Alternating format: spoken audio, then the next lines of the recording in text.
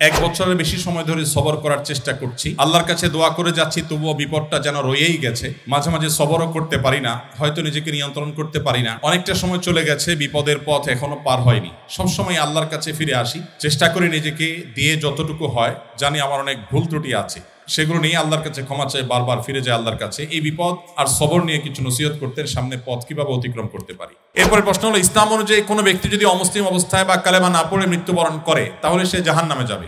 কিন্তু অন্য ধর্ম অনুযায়ী জান্নাত বা স্বর্গে যাওয়ার জন্য শর্ত হচ্ছে ভালো কাজ করা, অন্যের ক্ষতি না করা। বিভিন্ন ধর্মের পণ্ডিত ব্যক্তিরাই, যাদের নিজের ধর্ম সহ অনেক ধর্মের জ্ঞান আছে, তারা এত জ্ঞানী হওয়া সত্ত্বেও ইসলামের সত্য উপলব্ধি করতে পারে না। সেখানে একজন স্বল্প জ্ঞানী বা অশিক্ষিত ব্যক্তির ধর্ম সম্পর্কে স্টাডি করে সত্য খুঁজে পাওয়ার বা চাওয়ার সম্ভাবনা বা সদিচ্ছা তো অনেক কঠিন বা কাল্পনিক। আবার পরিবেশের, সমাজ ব্যবস্থাও মানুষের মনস্তত্ত্বের উপর অনেক প্রভাব ফেলে। এবং সাধারণ ব্যক্তি তো আর নবী বা উলিয়া পর্যায়ের না যে সে গভীর চিন্তায় সত্য খোঁজার ব্যাপারে নিমগ্ন থাকবে। এমত অবস্থায় অমুসলিম দেশের সাধারণ ব্যক্তি, যার যৌক্তিক চিন্তার ক্ষমতা কম, এমন ব্যক্তি ভালো কাজ করার পরও জাহান্নামে যাওয়া কি ইসলামে অনেক কঠিন বা কট্টর বর্বর বানায় না? বা এই ধরনের আইন বা আদেশের ব্যাখ্যা কি ইসলামে ইসলাম মানে যৌক্তিক ও শান্তির ধর্ম। ক্যাম্পাসে অনেক সময় কম্পিউটার বা মোবাইলে গেমস কম্পিটিশন হয়, এতে অংশগ্রহণ করার ব্যাপারে শরিয়া দৃষ্টিভঙ্গি কি? বেশিরভাগ সময় অসুস্থতা আর বিপদ আপদে লেগেই থাকে। ট্রিটমেন্টের সাথে সবরও করছি চরম সীমা পর্যন্ত, তবুও মানব দেহ তো এত বিপদে ফরজ ইবাদতগুলো ছুটে যায়। যখনই ছুটে তীব্র খারাপ লাগা কাজ করে, মন ছটফট করে আল্লাহর ইবাদত করার জন্য। কখনো পারি, কখনো পারি না। কতদিনই ভাইদেরকে দেখি, মাশাআল্লাহ কতদিনই জ্ঞান। আমিও জ্ঞান চর্চা করতে চাই, কিন্তু পারি না। আচ্ছা, আল্লাহ কি আমায় পরীক্ষা করছেন নাকি আযাব দিচ্ছেন? কখন বুঝবো কোনটায় আছি, আযাব নাকি পরীক্ষা? নিজের সাথে খারাপ কিছু হলে মনে প্রশ্ন তৈরি হয়, কেন আমার সাথেই এমন হলো? আমি কি দোষ করলাম? সেক্ষেত্রে আল্লাহকে এই ধরনের অভিযোগ দেওয়ার মতো পাপ করা থেকে কিভাবে বাঁচবো? কি করলে নিজের কষ্ট দূর হবে? এখানে অনেক প্রশ্ন আছে, যে প্রশ্নগুলো আল্লাহ সম্পর্কে অভিযোগ কেন্দ্রিক। আমাদের অনেক ভাইরা ইসলামটাকে যে ভালো করে বোঝা হয়নি, ইসলামটাকে ভালো করে শেখার সুযোগ হয়নি। আমরা আমাদের বিবেক দিয়ে আল্লাহ সুবহানাহু ওয়া তাআলাকে জাজ করে অনেক প্রশ্ন করি। অনেক সময় আমাদের এরকম মনে হয় যে এত মানুষ থাকতে আল্লাহ আমাকেই বা কেন বিপদ দিলেন? একটু আগে যে প্রশ্নের উত্তরে আমরা বলেছি, আল্লাহ তাআলা সবচেয়ে বেশি বিপদ দিয়েছেন তার রাসূলদেরকে, তার নবীদেরকে। তাহলে কি আল্লাহর নবী এবং রাসূলদেরকে আল্লাহ অপছন্দ করতেন? নাউজুবিল্লাহ। তাহলে কাউকে বিপদ দিয়ে তাকে যদি তার চেয়ে ভালো কিছু আল্লাহ তাআলা দেন, তাহলে বিপদ নয়। কোন ডাক্তার যদি কোনো রোগীকে অপারেশন থিয়েটারে নিয়ে যান, সবকিছু বেঁধে বুঝে তারপরে তাকে কাটাছেঁড়া করার জন্য প্রস্তুতি নেন, খোলা চোখে মেডিকেল সায়েন্স সম্পর্কে মিনিমাম ধারণা না থাকা মানুষের কাছে মনে হবে যে এই লোকটাকেই কেন বেঁধে এরকম কষ্ট দেয়া হচ্ছে। অথচ বাহ্যিক দৃষ্টিকোণ থেকে এটা কষ্ট দেয়া হলেও এটা মূলত তার জন্য উপকার করা। আল্লাহ রাব্বুল আলামিন বান্দাকে অনেক সময় পরীক্ষা করেন, অনেক সময় কষ্ট দেন। বান্দা যখন সেটাকে সবর করতে পারে, হজম করতে পারে, বিনিময়ে আল্লাহ রাব্বুল আলামিন তাকে এমন জিনিস দান করেন যা সে কল্পনাও করেনি। একটি আমল আছে যে আমলের বিনিময়ে আল্লাহ তাআলা দিবেন ব্ল্যাঙ্ক চেক দিয়ে বিনিময় দেওয়ার মতো করে, হিসেব ছাড়া। একটি মাত্র আমল আছে, আর কোনো আমল নাই। যে আমল সম্পর্কে আল্লাহ রাব্বুল আলামিন কোরআনে কারিমে বলেছেন যে এই আমলটি করলে দুনিয়াতে কোনো কাজের বিনিময় যেরকম ব্ল্যাঙ্ক চেক দিয়ে দিলে আমরা মনে করি যে ফিগার তার মতো বসা নিতে পারবে, সবচাইতে বড় অ্যামাউন্টটা সে বসাতে পারবে, ঠিক একইভাবে একটি আমল করলে কিয়ামতের ময়দানে বান্দাকে আল্লাহ তাআলা হিসেব করে করে, কয় ওয়াক্ত নামাজ পড়েছো, কয়টা রোজা রেখেছো, কয় টাকা দান করেছো, কয়বার কোরআন তেলাওয়াত করেছো, কয়বার তাসবিহ করেছো, এভাবে হিসেব করে করে আল্লাহ তাআলা দিবেন না। আল্লাহ তাআলা থোক ব্ল্যাঙ্ক চেকের মতো হিসেব ছাড়া দিয়ে দিবেন একটা আমলের বিনিময়। সে আমলটা কি? কোরআনে কারিমে আল্লাহ বলেছেন, ইন্নামা ইউওয়াফাস সাবিরুনা আজরাহুম বিগাইরি হিসাব।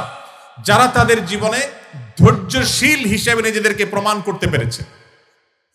ইবাদত করতেও ধৈর্যের প্রয়োজন হয়, অপরাধ এবং পাপের পথ না মাড়ানোর জন্য ধৈর্যের সংযমের প্রয়োজন হয়, আর বিপদ আপদে কষ্টে তো নিজেকে ধৈর্যশীল রাখতেই হয়।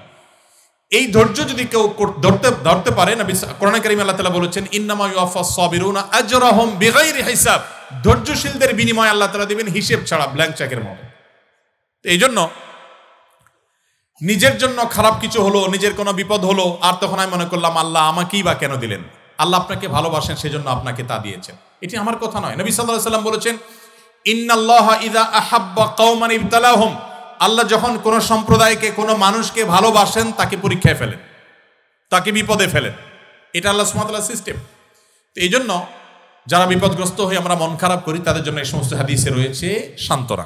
1 বছরের বেশি সময় ধরে সবর করার চেষ্টা করছি, আল্লাহর কাছে দোয়া করে যাচ্ছি, তবুও বিপদটা যেন রয়েই গেছে। মাঝে মাঝে সবরও করতে পারি না, হয়তো নিজেকে নিয়ন্ত্রণ করতে পারি না। অনেকটা সময় চলে গেছে, বিপদের পথ এখনো পার হয়নি। সবসময় আল্লাহর কাছে ফিরে আসি, চেষ্টা করি নিজেকে দিয়ে যতটুকু হয়। জানি আমার অনেক ভুল ত্রুটি আছে, সেগুলো নিয়ে আল্লাহর কাছে ক্ষমা চাই, বারবার ফিরে যায় আল্লাহর কাছে। এই বিপদ আর সবর নিয়ে কিছু নসিহত করতে, সামনে পথ কিভাবে অতিক্রম করতে পারি। আমি আমার বক্তব্যে বলেছি, মানব ইতিহাসের সবচাইতে বিপদগ্রস্ত মানুষটির নাম মুহাম্মদ সাল্লাল্লাহু আলাইহি সাল্লাম।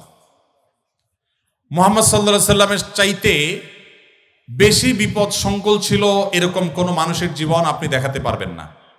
এটা আমার বক্তব্য নয়, খোদ তার বক্তব্য। নবী সাল্লাল্লাহু আলাইহি সাল্লাম বলেছেন, আশাদ্দুন নাসে বালাআন আল আম্বিয়া সুম্মাল আমসাল ফাল আমসাল।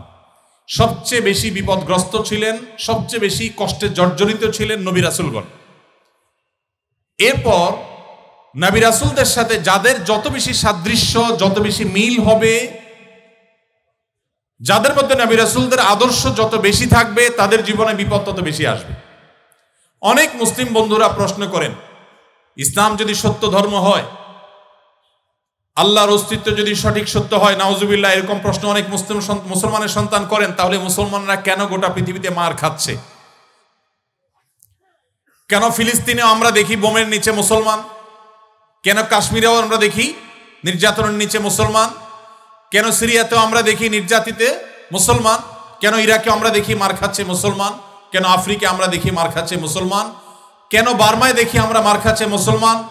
কেন চায়নার উইঘুরে দেখছি আমরা মার খাচ্ছে মুসলমান? পৃথিবীর যেখানেই মার খাচ্ছে দেখবেন মুসলমান মায়ের নিচে আছে, উপরে মুসলমান নেই। তারপরও পৃথিবী বলবে মুসলমান সন্ত্রাসী। আমাদের অনেক মুসলমানকে তারা কনভিন্স করে ফেলেছে, অনেক মুসলমানের সন্তান কনভিন্স হয়ে গেছে, হ্যাঁ তাই তো, মুসলমানরা অনেক অশান্তি সৃষ্টি করে। দুইটা বিশ্বযুদ্ধ তো মুসলমানরাই করেছিল না? মুসলমানরা না? কত মানুষ মারা গেছে 2 বিশ্বযুদ্ধে? কত মানুষ? 100 মিলিয়নের বেশি মানুষ হত্যা করা হয়েছে 2টি বিশ্বযুদ্ধে। মুসলমানরা করেছে। মুহাম্মদ সাল্লাল্লাহু আলাইহি সাল্লাম তার আদর্শকে পৃথিবীতে প্রতিষ্ঠিত করতে গিয়ে 27টি যুদ্ধে তাকে সশরীরে অংশগ্রহণ করতে হয়েছে। 27টি যুদ্ধে, 27টি যুদ্ধে তিনি অংশগ্রহণ করেছেন। এই সকল যুদ্ধে যত মানুষ মারা গেছে সবগুলোর যোগফল কত জানা আছে আমাদের কারোর? মাত্র 1000 মানুষ। এর মধ্যে 600 জন বিশ্বাসঘাতকতার অপরাধে দণ্ডিত হয়ে মৃত্যুদণ্ডের মুখোমুখি হয়েছে, আর বাকি 400 মানুষ মারা গেছে 27টি যুদ্ধে। কল্পনা নয়, গল্প নয়, বাস্তব। এই জন্য বলেছি সিরাতের বই খোলেন, বিবেক খুলে যাবে। গোটা পৃথিবীতে ইসলামকে প্রতিষ্ঠা করতে গিয়ে মুহাম্মদ সাল্লাল্লাহু আলাইহি সাল্লাম 27টি যুদ্ধে অংশগ্রহণ করেছেন। সেখানে মানুষ মারা গেছে মাত্র 400। 400 মানুষের জীবনের বিনিময়ে 400 মানুষের মূল্য, এটা দিয়ে গোটা বিশ্বে ইসলামকে প্রতিষ্ঠিত করেছেন মুহাম্মদ সাল্লাল্লাহু আলাইহি সাল্লাম। একটা ইউনিয়ন দখল করতে গিয়ে তো 400 বেশি মানুষ মারা যায়। আজকের পৃথিবীর মানবতার সবক দেওয়া মানুষগুলো পাখির মতো মানুষ মেরে যেখানে সমান করে ফেলছে, সেই মানুষগুলোই আবার মুসলমানদেরকে বলে যে মুসলমানরা নাকি সন্ত্রাসী, মুসলমানরা নাকি পৃথিবীতে অশান্তি সৃষ্টি করছে। অথচ গোটা পৃথিবীর যেখানেই মার চলছে, যেখানেই যুদ্ধ চলছে, আপনি দেখবেন অস্ত্রের নিচে তাকালে দেখবেন মুসলমানের চেহারা। আর কোন ধর্মের মানুষের চেহারা আপনি দেখতে পাবেন না। সে আফ্রিকা থেকে নিয়ে বার্মা পর্যন্ত কোথাও আপনি দেখাতে পারবেন না। যুদ্ধ চলছে আর নিচে মুসলমানের চেহারা নাই, একটা জায়গা দেখাতে পারবেন না। এত কিছুর পরও মুসলমানকে গালি শুনতে হয়। ভাইরা আমার, তো মুহাম্মদ সাল্লাল্লাহু আলাইহি সাল্লাম তার জীবন ছিল সবচেয়ে বেশি কষ্টের, সবচেয়ে জর্জরিত। এখনো মুসলমানরা সবচেয়ে শান্তিকামী, তারপরও তাদের সবচেয়ে বড় ব্লেমটা হজম করতে হয়, সবচেয়ে বড় মিথ্যা অভিযোগ তাদের উপরে করা হয়। অথচ মুসলমানরাই হলেন পৃথিবীর সবচাইতে শান্তিকামী, সবচাইতে শান্তি। যেই কোনো বিচারে আপনি উন্মুক্ত মনে যদি বিচার করেন, আপনি দেখবেন যে পৃথিবীতে কোনো গণহত্যার সাথে পৃথিবীর ইতিহাসে মুসলমান শাসকদের বহু দোষ ছিল, বহু ত্রুটি ছিল। শতকণ্ঠে আপনি সমালোচনা করতে পারেন। আজকের বিশ্বের মহলরা যেভাবে গণহত্যা করছে, পাখির মতো নির্বিচারে মানুষ মারছে ফিলিস্তিনের মাটিতে, আজকে পৃথিবীর বিভিন্ন প্রান্তে তারা যেভাবে মানুষ খুন করছে, সেই মানুষগুলাই যখন কোনো ভিডিও ফুটেজে দেখেন ফেসবুকে, ইউটিউবে, তারা হেলিকপ্টার নিয়ে তাদের সেনাবাহিনী গিয়ে একটা গর্তে, কোনো একটা ড্রেনে কোনো কুকুর ছানা পড়ে গেছে, একটা বিড়ালের ছানা পড়ে গেছে, সেটা উদ্ধার করার জন্য তারা লেগে গেছে, আপনি তখন বলছেন ওয়াও, কত মানবিক তারা। সেই তারা যখন কুকুরের জন্য বিশাল বড় হসপিটাল করছে, আপনি বলছেন কত মানবিক তারা। অথচ এরাই নির্বিচারে পাখির মতো মানুষ হত্যা করছে।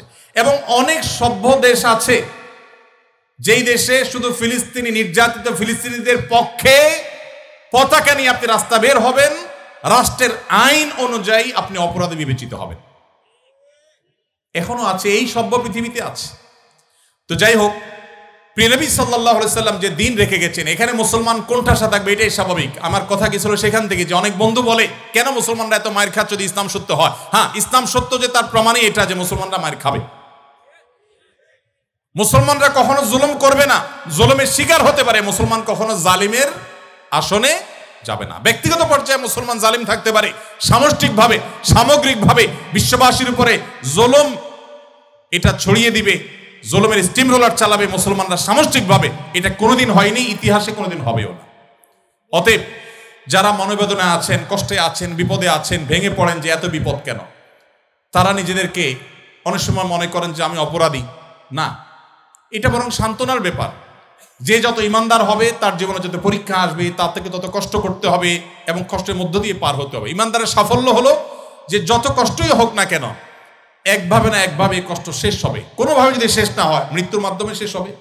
এরপরে যদি আল্লাহ তাআলা আমাকে জান্নাত অফার করেন, যে বান্দা তুমি অনেক কষ্ট করেছো, তোমাকে আমি জান্নাত অফার করছি, তাহলে আমার সারা জীবনের কষ্টের বিনিময়ে অনন্তকালের জান্নাত পেয়ে গেলে এটা নিশ্চয়ই লাভজনক ডিল। ভাইরা আমার, দুঃখ বা কষ্টে যখন থাকি তখন আমরা সাধারণত এই বিষয়গুলোকে এভাবে অনুভব করতে পারি না, একটু কষ্ট হয়। যখনই আমি দুঃখে পতিত হব, আমাদের নবীজির কথা স্মরণ করব, যে তার চাইতে দুঃখে কেউ ছিল না, সবচেয়ে কষ্টে ছিলেন, কিন্তু তার চাইতে সাকসেসও পৃথিবীতে কেউ ছিল না। ইন্টারেস্টিং বিষয়, সবচেয়ে দুঃখী মানুষ সবচেয়ে সফল মানুষ। কি অর্থে সফল? ওই যে তার মিশনকে তিনি সবচেয়ে ভালোভাবে বাস্তবায়ন করেছেন। প্রথম এবং দ্বিতীয় বিশ্বযুদ্ধের মধ্যে 100 মিলিয়ন মানুষ হত্যা করতে হয়নি। তার আদর্শকে তিনি পৃথিবীতে অত্যন্ত চমৎকারভাবে প্রতিষ্ঠা করে গেছেন, সবচেয়ে শান্তিপূর্ণভাবে, সবচেয়ে কম মানুষের জীবনের মূল্যের বিনিময়ে।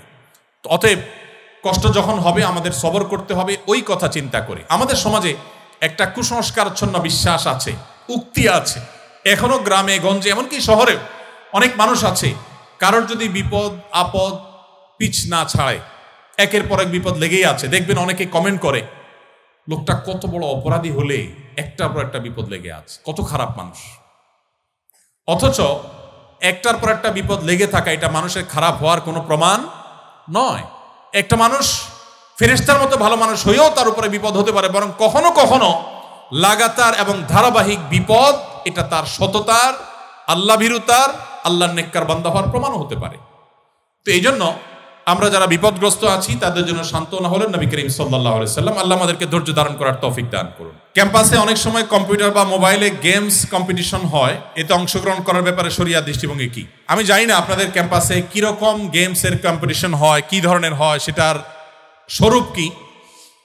যদি এমন কোনো কম্পিটিশন হয় যেটা বাহ্যিক দৃষ্টিকোণ থেকে গেমস বলা হলেও সেটা জ্ঞানমূলক, সেখানে শিক্ষার কোনো ব্যাপার আছে, সেখানে কোনো টেকনিক্যাল বিষয়ের কোনো কম্পিটিশনের ব্যাপার আছে, যদি এরকম হয় তাহলে সেটা শরীয়ত দৃষ্টিকোণ থেকে নাজায়েজ নয়। আর যেই গেমস নিছকই গেমস, এখানে কোনো টেকনিক্যাল উন্নয়নের ব্যাপার নেই, এখানে কোনো কারিগরি দক্ষতার কম্পিটিশনের ব্যাপার নেই, নিছকই টাইম পাস, তো এটা একজন মুসলমানের জন্য কোন অবস্থাতে শরীয়ত জায়েজ করেনি। কোরআনে কারীমের 18 নম্বর পারার সূরা মুমিনুন একদম শুরুর দিকে প্রথম 3-4টি আয়াতের মধ্যে আল্লাহ তাআলা বলেছেন, ওয়াল্লাযীনা হুম আনিল লাগওয়ি মুরিদুন, যারা অহেতুক কাজ থেকে বেঁচে থাকে। আল্লাহ তাআলা আরো কিছু বৈশিষ্ট্যের অধিকারী মানুষদেরকে বলেছেন, উলাইকা হুমুল ওয়ারিসুন আল্লাযীনা ইয়ারিসুনাল ফিরদাউস ওয়া হুম ফি খালিদুন, এই মানুষগুলোই জান্নাতুল ফিরদাউসের অধিকারী হতে পারবে কিয়ামতের দিন, এবং সেখানে তারা চিরকাল থাকবে। এই জান্নাতুল ফিরদাউসের অধিকারী মানুষদের বৈশিষ্ট্যের মধ্যে একটা হলো তারা অহেতুক কাজ করবে না। ইসলাম আমাদেরকে সেই ধরনের খেলাধুলার অনুমোদন করে, অ্যাপ্রিসিয়েট করে, যেগুলোতে আমাদের শারীরিক কসরত হয়, ব্যায়াম হয়, এক্সারসাইজ হয়, এবং সেখানে পারস্পরিক লেনদেন নেই, জুয়া নেই। আপনি যদি শরিয়ার সীমানার মধ্যে থেকে ফুটবল খেলেন, আপনি যদি শতরুন্মুক্ত না থাকে, আপনি যদি শরিয়ার সীমানার মধ্যে থেকে ক্রিকেট খেলেন, সেখানে যদি আপনার টাকনুর নিচে কোনো পোশাক না যায়, আপনি যদি ব্যাডমিন্টন খেলেন, সেখানে যদি শরিয়ার কোনো সীমানা লঙ্ঘন না হয়, আপনি যদি এমন কোনো খেলাধুলা করেন যেই খেলাধুলার মধ্যে আপনার শারীরিক কসরত থাকে, শরীয়ত সেটাকে অনুমোদন করে। নবী করিম সাল্লাল্লাহু আলাইহি সাল্লাম কোথাও যাচ্ছিলেন, কিছু যুবক মিলে এরকম কোন একটা খেলাধুলা করছিলেন যেটা তাদের শারীরিক কসরত হয়, সেটা দেখে নবী করিম সাল্লাল্লাহু আলাইহি সাল্লামকে দেখে যখন তারা নিবৃত হয়ে গেল, নবী সাল্লাল্লাহু আলাইহি সাল্লাম তাদেরকে বললেন, তোমরা থামলে কেন? এটা করো, শরীয়ত নিষেধ করেনি তোমাদেরকে। অতএব যে সমস্ত শারীরিক কসরত রয়েছে, এরকম খেলাধুলা আছে, সেগুলোকে অনুমোদন করেন, কারণ এগুলো আমাদেরকে মানসিক রিফ্রেশমেন্ট এনে দেয়। এর বিপরীতে যত গেমস আছে আজকের পৃথিবীতে, মোবাইলে হোক, কম্পিউটারে হোক, ট্যাবে হোক, যতভাবে হোক, এই গেমসগুলোর কোনোটি, এমনকি অফলাইনে যে সমস্ত গেমস আছে, টাস খেলা, ক্যারাম খেলা, আর অনেক খেলাধুলা আছে, যে খেলাগুলোতে আসলে শারীরিক কোনো কসরত নাই, এগুলোকে শরীয়ত অনর্থক কাজ হিসাবে বিবেচিত করে, এবং এগুলোর জন্য কিয়ামতের ময়দানে আল্লাহর কাছে জবাবদিহি করতে হবে, এগুলো গুনাহ। সমস্ত উলামা ইকরাম একমত। এই সমস্ত খেলাধুলো, সেটা লুডো বলেন বা অন্য যত রকমের খেলাধুলা আছে অনলাইনে অফলাইনে, এগুলো মানুষকে মানসিকভাবে আরো ভারাক্রান্ত করে দেয়, মানুষকে আরো বোর করে দেয়। এই ধরনের খেলাধুলা করার পর আপনার মধ্যে মানসিক রিফ্রেশমেন্ট কখনো আপনি পাবেন না, কখনো আপনি রিফ্রেশ বা ফ্রেশনেস আপনি কখনো অনুভব করবেন না। এই জন্য শরীয়ত এগুলোকে নিষেধ করে। অতএব আপনার এখানে কি ধরনের কম্পিটিশন আমি জানি না, আমি শুধুমাত্র মৌলিক কথা বলে রাখলাম। বেশিরভাগ সময় অসুস্থতা আর বিপদ আপদে লেগেই থাকে, ট্রিটমেন্টের সাথে সবর করছি চরম সীমা পর্যন্ত, তবুও মানব দেহ তো এত এত বিপদে ফরজ ইবাদতগুলো ছুটে যায়, যখনই ছুটে তীব্র খারাপ লাগা কাজ করে, মন ছটফট করে আল্লাহর ইবাদত করার জন্য। কখনো পারি, কখনো পারি না। কতদিনই ভাইদেরকে দেখি, মাশাআল্লাহ কতদিনই জ্ঞান, আমিও জ্ঞান চর্চা করতে চাই কিন্তু পারি না। আচ্ছা, আল্লাহ কি আমায় পরীক্ষা করছেন নাকি আযাব দিচ্ছেন? কখন বুঝবো কোনটায় আছি, আযাব নাকি পরীক্ষা? আল্লাহ রাব্বুল আলামিন আমাদেরকে যখন কষ্টে ফেলেন, সেটা একাধারে আল্লাহর পক্ষ থেকে আমার কোনো কৃতকর্মের ফলস্বরূপ আযাব হতে পারে, আবার পরীক্ষা হতে পারে আমার মর্যাদা বৃদ্ধির জন্য, আবার আল্লাহ সুবহানাহু ওয়া তাআলা আমার কোনো ভুলকে ক্ষমা করার জন্য এই কষ্টটা দিতে পারেন যে আমি সবর করলে আল্লাহ মাফ করবেন। ইমানদারের কোনো বিপদ যদি সে ধৈর্য ধারণ করতে পারে, কোনোটাই তার জন্য ক্ষতির কারণ নয়। কোনো মানুষ যদি সুস্থ থাকা অবস্থায় কোনো ইবাদতবন্দি করতেন, অসুস্থ হওয়ার পর তিনি আর করতে পারেন না, আল্লাহ রাব্বুল আলামিন তাকে সুস্থ অবস্থায় করলে যে পরিমাণ সওয়াব দিতেন, অসুস্থ অবস্থায় করতে না পারার কারণেও আল্লাহ তাআলা তাকে সমান সওয়াব তাকে দিবেন। তো এই জন্য একজন ইমানদার তার এই সমস্ত কারণে ডিপ্রেসড হওয়ার কোনো কারণ নাই। অনেক মুরব্বীরা আছেন, বৃদ্ধ মানুষ আছেন, যে চাইলে অনেক নফল আমল করতে পারেন না।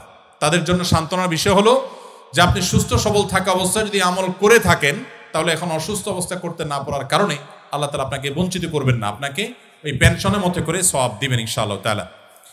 এরপরে প্রশ্ন হলো, ইসলাম অনুযায়ী কোনো ব্যক্তি যদি অমুসলিম অবস্থায় বা কালেমা না পড়ে মৃত্যুবরণ করে, তাহলে সে জাহান্নামে যাবে, কিন্তু অন্য ধর্ম অনুযায়ী জান্নাত বা স্বর্গে যাওয়ার জন্য শর্ত হচ্ছে ভালো কাজ করা, অন্যের ক্ষতি না করা। বিভিন্ন ধর্মের পণ্ডিত ব্যক্তিরাই, যাদের নিজের ধর্ম সহ অনেক ধর্মের জ্ঞান আছে, তারা এত জ্ঞানী হওয়া সত্ত্বেও ইসলামের সত্য উপলব্ধি করতে পারে না। সেখানে একজন স্বল্প জ্ঞানী বা অশিক্ষিত ব্যক্তির ধর্ম সম্পর্কে স্টাডি করে সত্য খুঁজে পাওয়ার বা চাওয়ার সম্ভাবনা বা সদিচ্ছা তো অনেক কঠিন বা কাল্পনিক। আবার পরিবেশের, সমাজ ব্যবস্থাও মানুষের মনস্তত্ত্বের উপর অনেক প্রভাব ফেলে, এবং সাধারণ ব্যক্তি তো আর নবী বা উলিয়া পর্যায়ের না যে সে গভীর চিন্তায় সত্য খোঁজার ব্যাপারে নিমগ্ন থাকবে। এমত অবস্থায় অমুসলিম দেশের সাধারণ ব্যক্তি, যার যৌক্তিক চিন্তার ক্ষমতা কম, এমন ব্যক্তি ভালো কাজ করার পরও জাহান্নামে যাওয়া কি ইসলামে অনেক কঠিন বা কট্টর বর্বর বানায় না? বা এই ধরনের আইন বা আদেশের ব্যাখ্যা কি ইসলামে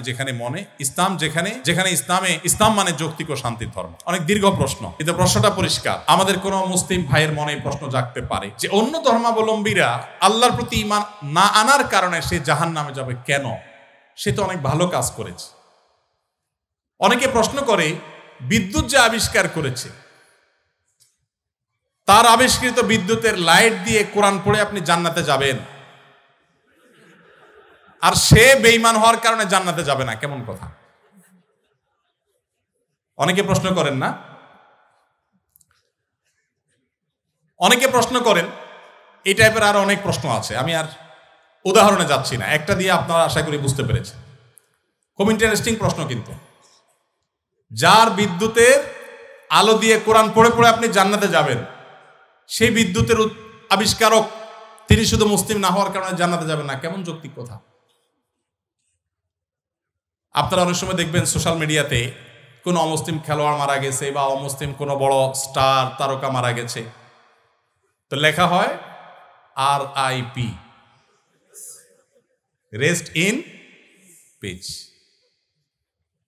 এটা লিখলেও হুজুররা বাগড়া বাঁধে। হুজুরদের জ্বালায় আসলে কোথাও থাকার উপায় নেই।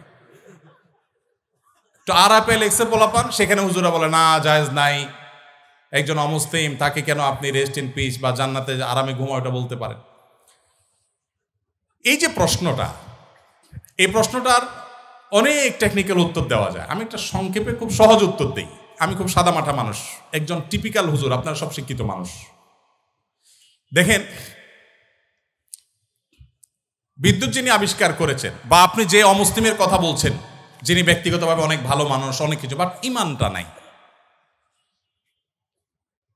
অন্য ধর্মাবলম্বী কোনো মানুষ তাকে জীবদ্দশা যদি আপনি বলতেন ভাই চলেন জান্নাতে যাই,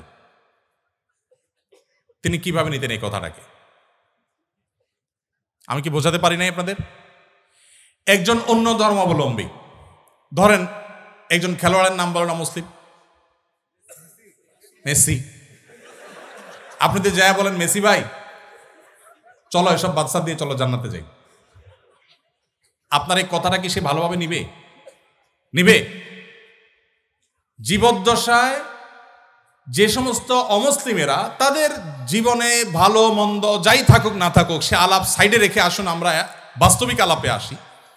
একজন অন্য ধর্মাবলম্বী মানুষ, তাকে আপনি যদি বলতেন, যার জীবদ্দশা বিদ্যুতের আবিষ্কারককে যদি আপনি পাইতেন এবং তাকে যদি আপনি বলতেন যে ভাই এসব বিদ্যুৎ টিদ্যুৎ বানানো ছাড়ে চলো জান্নাতে চলো, সে কি আপনার এই আহ্বানকে পজিটিভলি নিতেন? অন্য কোনো ধর্মের মানুষকে যদি আপনি বলতেন যে ভাই জান্নাতে চলো, সে জান্নাত বিশ্বাসিত করে না। আপনি জান্নাতে যাওয়ার আহ্বান করলেও এটাকে সে ডিনাই করত। তো জীবদ্দশায় যে লোক জান্নাতে যেতে চাইতো না, মরার পরে আপনি তাকে টেনে যদি জান্নাতে নিতে চান, এটা কি তার প্রতি সুবিচার হবে না অবিচার হবে? আমি কি বোঝাতে পেরেছি? মারার পরে এখন আপনি বলতেছেন RIP, রেস্ট ইন পিস।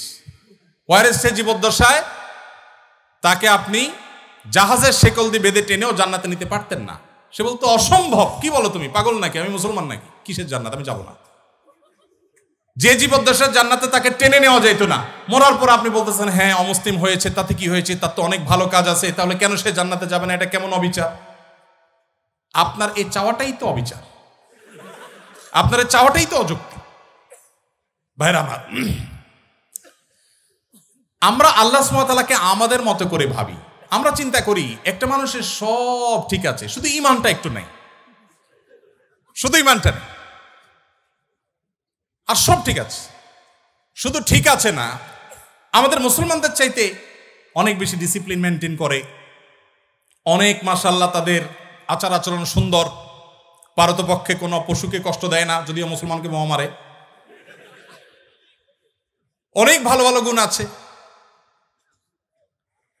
এত ভালো একটা মানুষ, এরা জান্নাতে যাবে না, কেমন কথা হলো? সবই আছে, শুধু ঈমানটা নেই। ব্যাপারটা কেমন হয়েছে? ধরুন এই যে মোবাইল ব্যাংকিং, নগদ, বিকাশ, সেটা এম ক্যাশ, অনেকগুলো আছে।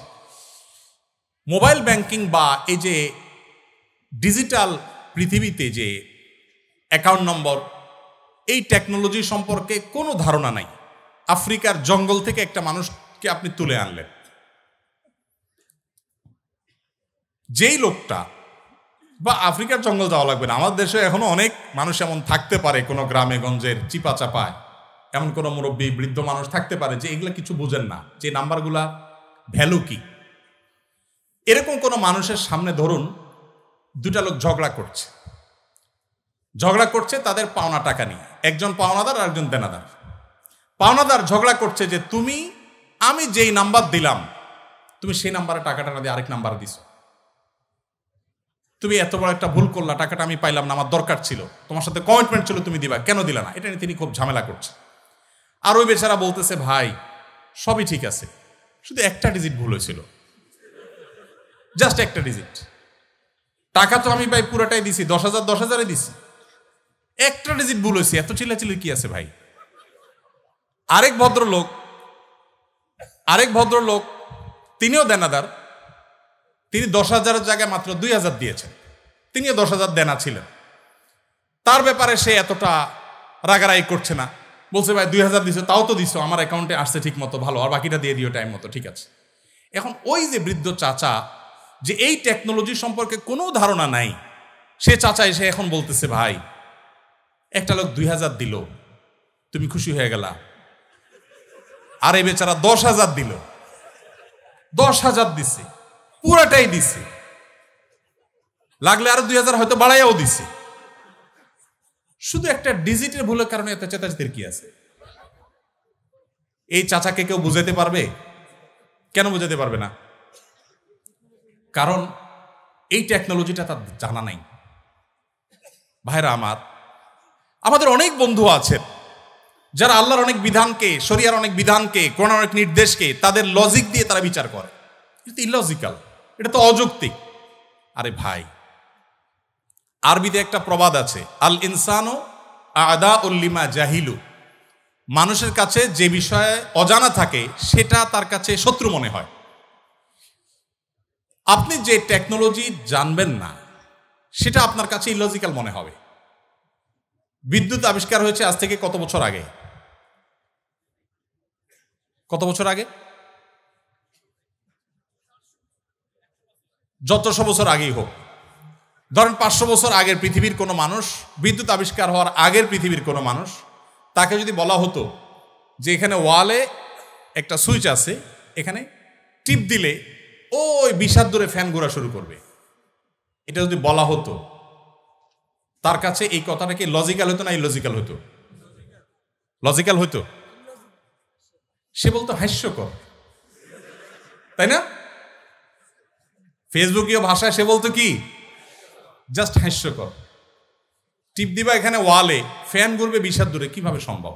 ফালতু কথা, গল্পের আর জায়গা পাও না মিয়া, কারণ সেই টেকনোলজিটা জানা নাই। মানুষের তৈরি টেকনোলজি সম্পর্কে এতটুকু গ্যাপ থাকার কারণে যদি কোনো কিছু তার কাছে ইলজিক্যাল মনে হয়, মানুষের সৃষ্টিকর্তা, মানুষের এই ব্রেইনের সৃষ্টিকর্তা আল্লাহ রাব্বুল আলামিনের কাছে তার কোনো আদেশ, তার কোনো নিষেধ, এটার যৌক্তিকতা বাহ্যিক দৃষ্টিকোণ আমার বুঝে আসছে না, তার টেকনোলজি আমি ধরতে পারছি না। ওই যে একটা ডিজিটে বললে কি হয়েছে, শুধু ইমান নাই তাতে কি হয়েছে, এই টাইপের কথাবার্তা অনেকটা সেরকম শিশুসুলভ কথাবার্তা। আল্লাহ তাআলা আমাদেরকে বুঝার তৌফিক দান করুন। ভাইরা আমার, অনেক কথাই বলা যাবে, সময় অনেক গড়িয়ে গেছে, রাত হয়েছে, আমাদের যেতে হবে, ফজর নামাজ পড়তে হবে। ইমানটা আসলে সারেন্ডার করার নাম, আত্মসমর্পণ করার নাম। মানুষ নিজের বিবেক বুদ্ধি দিয়ে আল্লাহ তাআলাকে জাজ করতে চায়। আমাদের তরুণরা, আপনারা বয়সে বেশিরভাগ, এখানে আমাদের টিচারদার যারা আছেন, আমার পিতৃতুল্য, বড় ভাই তুল্য, তারা বাদে বাকি যারা আছেন সবাই স্টুডেন্ট। আপনারা এই বয়সটাতে অনেক হেয়ালিপনা আসে। ওই যে বৃদ্ধ চাচার মতো ডিজিটের হিসাব কষাকষি শুরু হয়, আল্লাহর সাথে পাল্লা দেয়া দেই শুরু হয়। আল্লাহ এটা কেন বললেন, ওইটা কেন বললেন? ভাই, আল্লাহ রাব্বুল আলামিন কেউ যদি অমুসলিমের ঘরে জন্ম নেয়, আল্লাহ তাআলাকে যদি সুস্থ বিবেক বুদ্ধি দিয়ে থাকেন, তিনি অসুস্থ না হন মানসিকভাবে, শুধুমাত্র তার কাছে এই জিজ্ঞাসা থাকবে তার বিবেক তার সৃষ্টিকর্তার পথে তারে পথ নির্দেশ করেছে কি করে নেই। যদি করে থাকে, আল্লাহর একত্ববাদের বিশ্বাসটা শুধু থাকে, আর কোনো বিধান আল্লাহর নাও মানে, গতানুগতিকভাবে সে মুসলমান নাও হয়, তার কাছে ইসলামের দাওয়াত যদি না যায়, তাহলে সে ইসলামের সহিত দৃষ্টিকোণ থেকে মুক্তি পেয়ে যাবে আখিরাতে। আল্লাহ তাআলা কারোর প্রতি জুলুম করবেন না, কারোর প্রতি জুলুম করবেন না। এই টাইপের অনেক প্রশ্ন আছে। গত 4-5 দিন আগে, সম্ভবত গত বুধবারে, ডেনমার্কের কোপেনহেগেনে একটা প্রোগ্রামে এক ভাই, প্রশ্ন দেখে বুঝলাম যে নাস্তিক ভাইটা 10-15টা প্রশ্ন করেছেন। এদিকে আমার ফ্লাইটের টাইম কাছায় গেছে, আমি ওই প্রশ্নগুলো টাচই করতে পারি না, খুব দুঃখ রয়ে গেছে আমার মনে। এই সবগুলো প্রশ্নের গোড়া এক জায়গায়, সেটা হলো যে নিজের বিবেক দিয়ে আল্লাহকে বোঝার চেষ্টা করা। আল্লামা ইকবালের নাম আপনারা শুনেছেন, ভারতবর্ষের একজন বড় কবি ছিলেন। আল্লামা ইকবাল বলেছেন, জু সমঝ মে আ গই ও ফির খুদা কিউ কর হুয়া। যাকে আপনার বিবেক দিয়ে ক্যাপচার করে ফেলতে পেরেছেন, আয়ত্ত করে ফেলতে পেরেছেন, সে আবার আল্লাহ হলো কিভাবে? আল্লাহ তো সে অসীম সত্তার নাম, যে অসীম সত্তাকে আপনার আমার বিবেক দিয়ে, আমার বুদ্ধি দিয়ে তার সকল আদেশ নিষেধের সকল তত্ত্বের যৌক্তিকতা আমরা ধরতে পারবো না। এটাই তো আল্লাহর অসীমত্বের পরিচয়।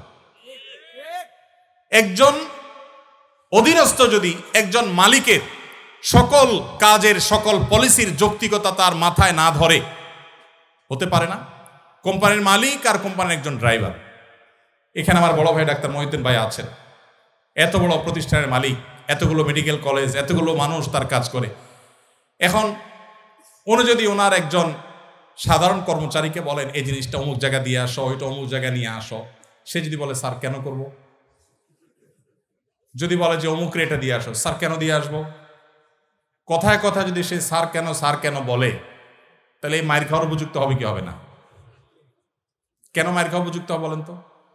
আরে মিয়া, আমার সব কেন যদি তুমি বুঝে যাইতা, তাহলে তুমি তো ডাক্তার মহিউদ্দিন হয়ে যেতা, তাহলে তুমি তো আকিজ গ্রুপের চেয়ারম্যান হয়ে যেতা, তাহলে তুমি তো শত শত হাজার হাজার কোটি টাকা বিজনেস করতে পারতা।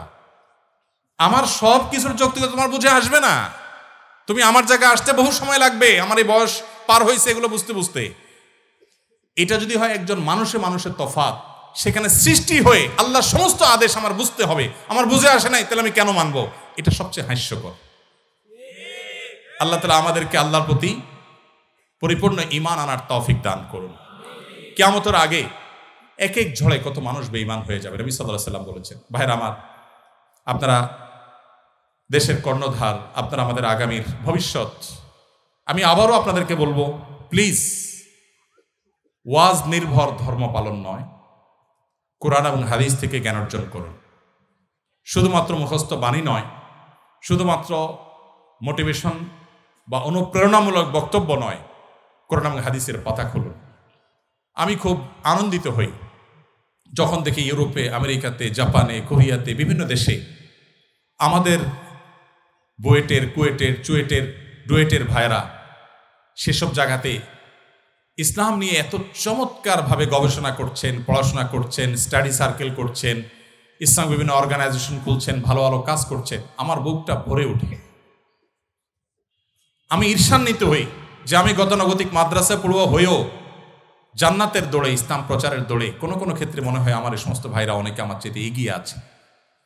আজকে আপনারা যারা আমার কথা শুনছেন, আমি আপনাদের সবাইকে, আমার বোনরা যারা আমার পর্দার আড়াল থেকে আমার কথা শুনছেন, আপনাদের সবাইকে আমাদের আহ্বান রাখতে চাই, আপনি বাঘের বাচ্চা মুসলমান, আপনি ওমর রাদিয়াল্লাহু তাআলার সন্তান, আবু বকরের সন্তান, আপনি স্পেন বিজয়ী তারেক বিন জিয়াদের সন্তান।